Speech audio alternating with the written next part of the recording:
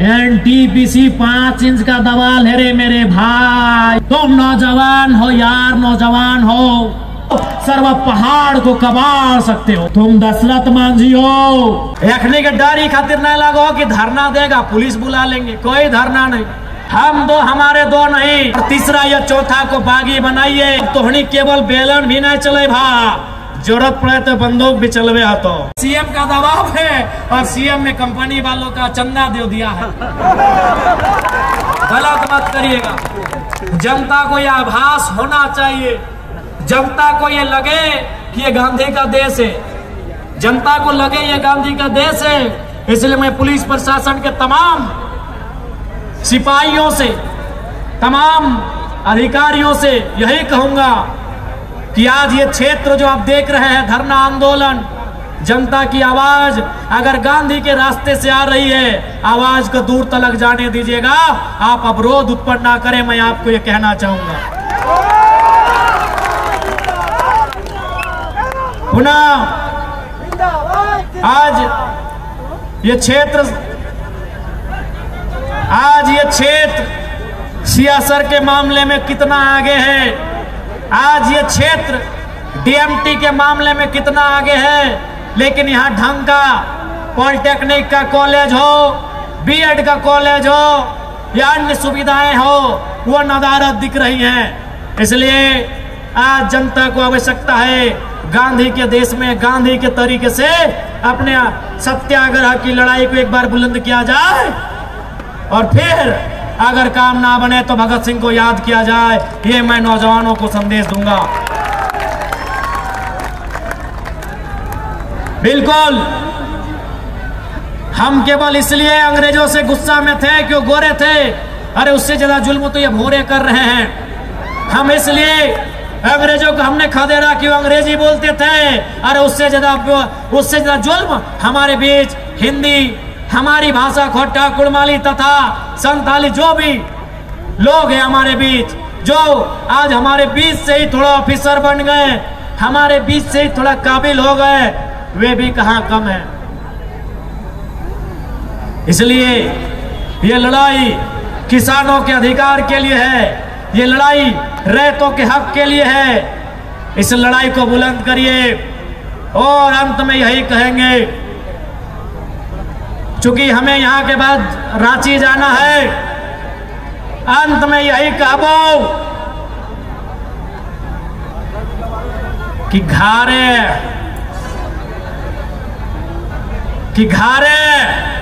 एगो गिदरुआ के साड़ जरूर बनैहा, घारे एगो गिदरुआ के साड़ जरूर बनैहा कि चोर गोरू लेरू के तौर फसल खाए से खदेड़ के राख देता हूं। फिर बोलबो, पुलिस भी हो, सरकार भी हो, कानून भी हो, फिर भी जुल्म में रहो, काहे डर न खो। इसलिए एगो के साड़ बने भा, अगर 500 घर है और 500 घर में अगर साड़ नहीं 500 गिदरवा या गिदरिया निकल जाता है तो एनटीपीसी 5 दिन के बाद बैकफुट में के खड़ा बन जेतो। रखने के डरी खातिर न लगो कि धरना देगा पुलिस बुला लेंगे, कोई धरना नहीं। धरना के बाद अगर हम लाठी खाएंगे तो लाठी मारने का जरूरत भी होना चाहिए। हम बार बार बोल लिए और आज फिर रिपीट करके बोलबो कि विस्थापन के क्षेत्र में, खनन के क्षेत्र में हम दो, हमारे दो नहीं, 3 या 4 को जन्म दीजिए और तीसरा या चौथा को बागी बनाइए। उसे इनके खिलाफ, इन कंपनी के माफियाओं के खिलाफ, हमारे रोजी रोजगार में डाका डालने वालों के खिलाफ जंग के लिए तैयार करिए। ये मजबूरी कहिए या समय की जरूरत कहिए, ये करना होगा। क्या कि जे इंजीनियर बनता हो बेंगलोर, जे डॉक्टर बनता हो दिल्ली, एगो के तो बया खेपा बनने आता। इसलिए आज ये समय की मांग है और समय का अभाव विस्थापन झारखंड की आज सबसे बड़ी, सबसे ज्वलंत समस्या है। आज ये आपको स्पष्ट कहेंगे, इस बार का विधानसभा काफी कम समय का है, लेकिन उस कम समय में भी हमारी ओर से, डुमरी विधायक की ओर से जो सबसे इंपॉर्टेंट सवाल रहेगा वह विस्थापन का रहेगा।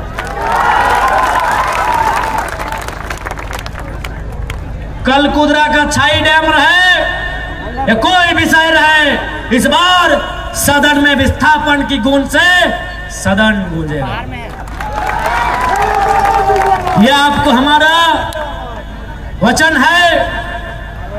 बाकी समय का अभाव है, सभी के फैर से जितना गोट आटल हा जुटल हा, विशेषकर माय मौसी दीदी काकी जेठी साहब तोहनी भी बहुत संख्या में अले हा, इसलिए सबसे ज्यादा धन्यवाद तोहनी के दे हो। और तोहनियों के बोला हो कि अब तोहनी केवल बेलन भी नहीं चले भा, जरूरत पड़े तो बंदूक भी चलवे हा। तो अब तोहनी केवल, अब ये आपको बताना होगा कि एक स्त्री का काम केवल शर्माना नहीं होता है, समय आने पर शेरनी की तरह गुर्राना भी होता है। आप सभी माताओं बहनों को बताना होगा कि स्त्री का काम केवल श्रृंगार करना ही नहीं होता है। ये सभी माताओं को, सभी बहनों को बताना होगा कि स्त्री, एक महिला का काम, एक नारी का काम केवल श्रृंगार करना नहीं होता है, समय आने पर आंखों में अंगार भरना भी होता है। इसलिए आपको भी लड़ाई के लिए लड़ना होगा, चाहे एनटीपीसी के खिलाफ जाके हो या पथरातू डैम का मामला हो। आपको भी अपने पूर्वजों की लड़ाई को लड़ने की दरकार है। मैं नौजवानों को धन्यवाद दूंगा। नौजवानों, जो भीड़ किसी उन्माद की ओर बढ़ रहा है, जो भीड़ किसी नकारात्मक दिशा की ओर बढ़ रहा है, जो भीड़ ताड़ी माड़ी गोदाम की ओर बढ़ रहा है, जो भीड़ मांस मदिरा की दुकान की ओर बढ़ रहा है, रोकिए उस भीड़ को मेरे नौजवानों। जो भीड़ शराब और जुओं की अड्डों की ओर बढ़ रहा है, मेरे नौजवानों रोकिए उस भीड़ को। वो भीड़ अधिकार के लिए आगे बढ़िए, वो भीड़ एनटीपीसी, डीवीसी, छाई प्रोजेक्ट, उनके खिलाफ संघर्ष के लिए बढ़िए। नौजवानों, यहाँ जिंदगी है, जुआ के अड्डे में, शराब के अड्डे में वहां मौत है।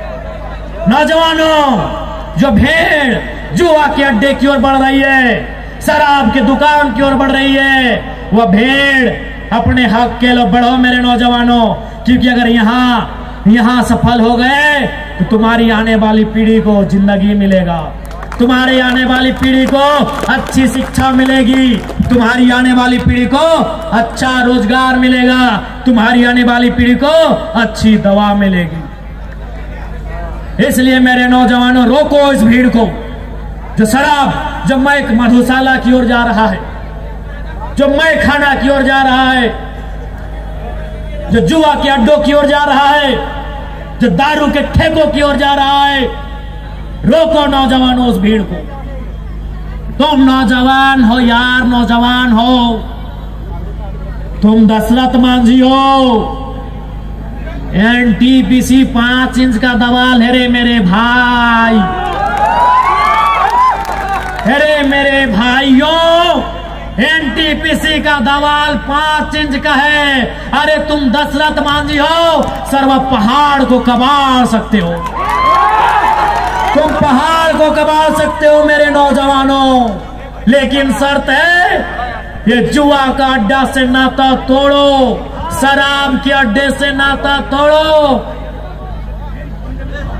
अगर तुम तोड़ लिए, अगर तुमने शराब से नाता तोड़ लिया, अगर तुमने अय्याशी करने के लिए जो रास्ता चुना है उससे रास्ता तोड़ लिया, तो कसम से तुम पहाड़ को तोड़ सकते हो।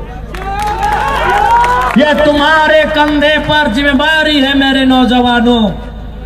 Who was Bhagat Singh, Who was Birsa Munda, Who was Chandrashekhar Azad? अरे कौन थे भाई वे लोग? 23 साल के नौजवान, 25 साल के नौजवान।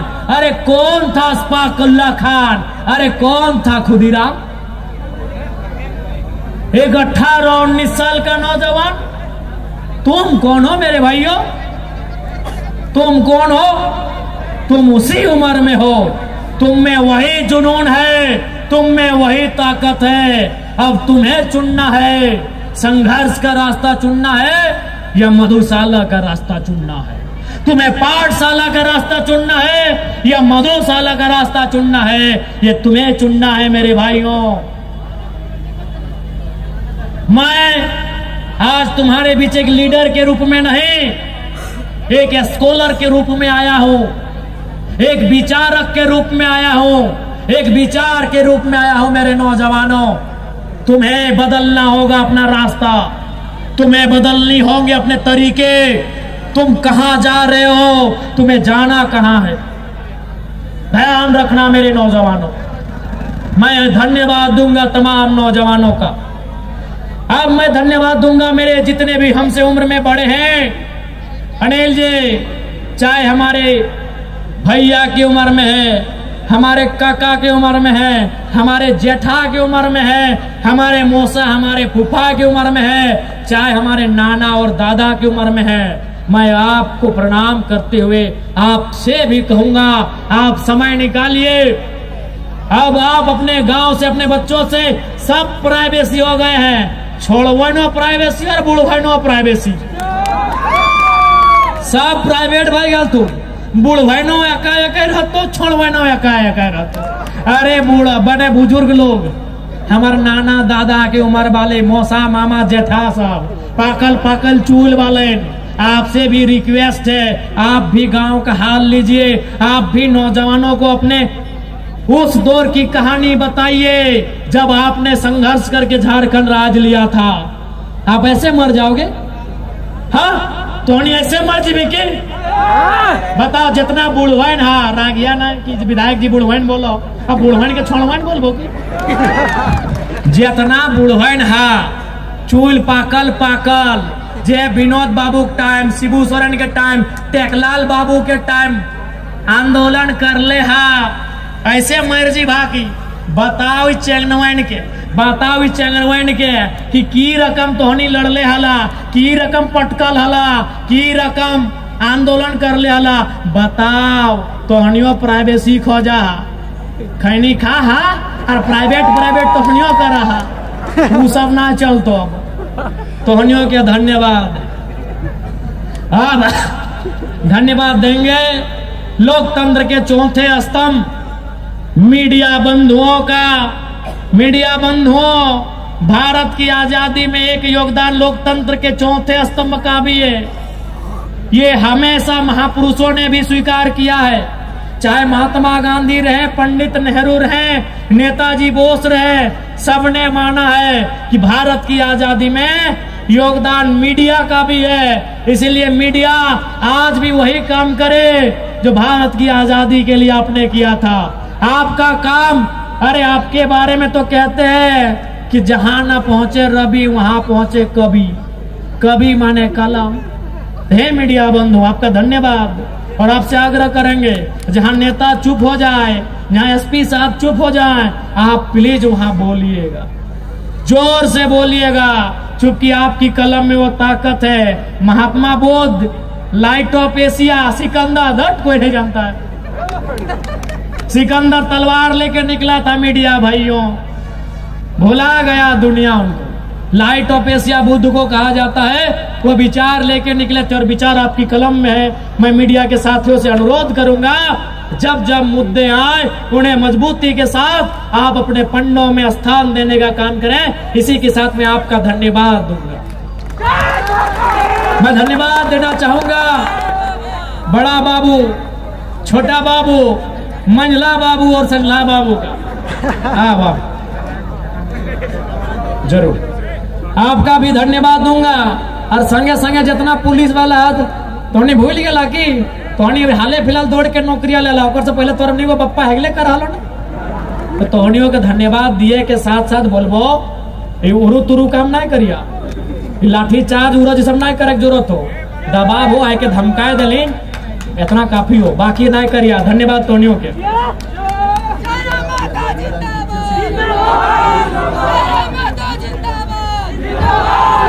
और चाहे वो मामला किरीगढ़ा टोकी सुध टेरपा गांव के बीच से रेलवे लाइन का हो, इस बात को भी हम लोग प्रमुखता के साथ उठाएंगे, मजबूती के साथ आवाज को बुलंद करेंगे।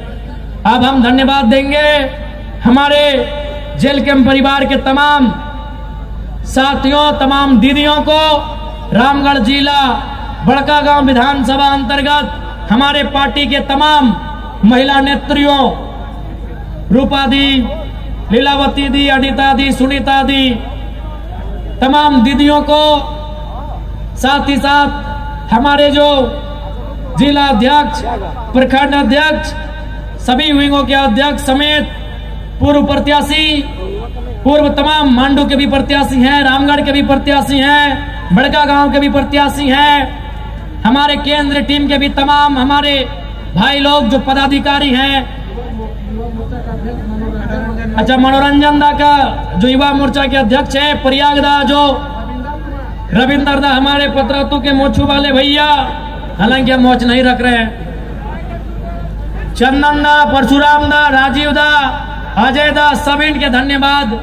विजय दा को विशेष धन्यवाद आज हमारे संगठन में आने के लिए, आपका जोहार, अभिनंदन। आकाश दा धन्यवाद, आकाश दा, सभी के धन्यवाद। और दो चार को अगर नाम छूट ले तो माफी चाहिए। हरिचरण दा, सभी के धन्यवाद, सभी के जोहार। और फिर बोलबो विस्थापन के मामला इस बार विधानसभा में पुरजोर तरीके से उठता है और आगू चरणबद्ध तरीके से आंदोलन की तैयारी करल जाए। सभी के धन्यवाद, सभी के जोहार, नमस्कार, आदाब, जय झारखंड, जोहार झारखंड।